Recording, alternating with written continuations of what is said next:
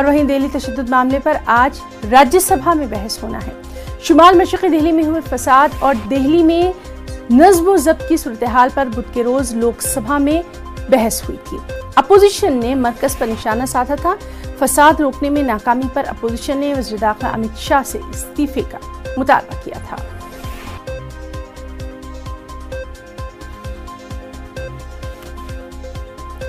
तो नाज़रीन, कल हमने देखा था कि किस तरह से लोकसभा में ये बहस हुई थी और सबसे अहम बात यह है कि अपोजिशन इस मामले पर पूरी तरह से सरकार को घेरने के मूड में नजर आ रही है और आज भी इश्तियाल अंगेज़ तकरीरों के मामले में दिल्ली हाई कोर्ट समाअत करने वाला है। जो पिछली सुनवाई हुई थी उसमें हाई कोर्ट ने मरकज, दिल्ली हुकूमत और दिल्ली पुलिस को नोटिस जारी किया था, उन्हें जवाब दाखिल करना है।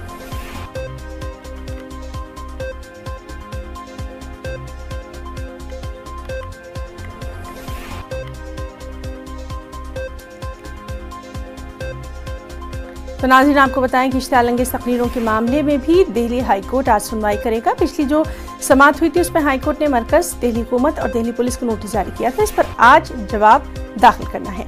अदालत ने नोटिस जारी करते हुए ये दरियाफ्त किया था कि इश्तियाल अंगेज़ तकरीर करने वाले लीडरों के ताल्लुक से उनका क्या ख्याल है, इन लीडरों के खिलाफ FIR दर्ज की जानी चाहिए या नहीं।